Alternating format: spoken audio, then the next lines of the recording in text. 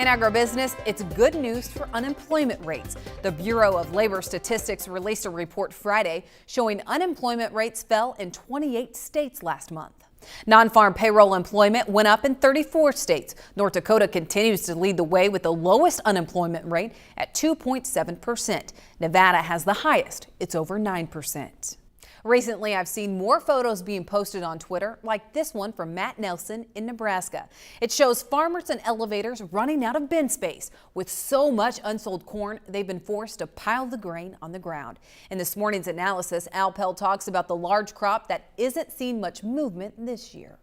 Thanks, Tyne. We're talking to Brian Bastick from Advanced Marketing. Brian, let's talk a little bit about storage of corn.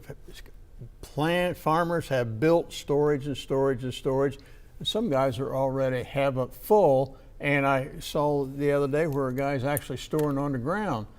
Why is he doing that?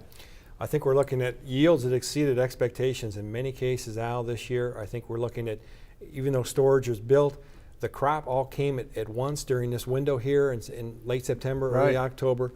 So we've got some storage challenges out there. What we're encouraging producers to do, get your arms around this old crop.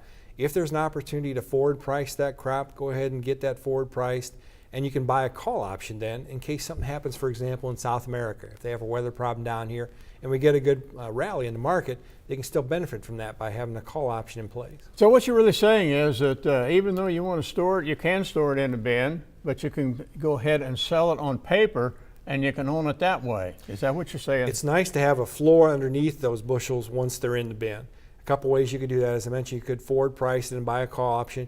You could buy a put option. Put option will give you a floor underneath those bushels, but leave the upside open.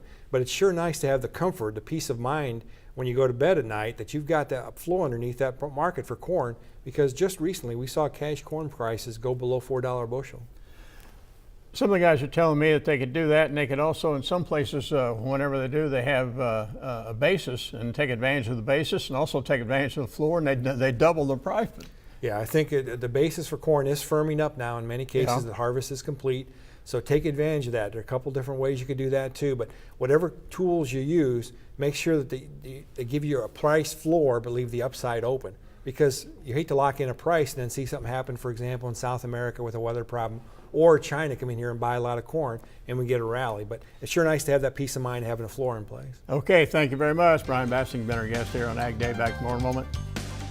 To talk with Brian one-on-one, call Advanced Trading at 800-664-2314 or head online to advanced-trading.com.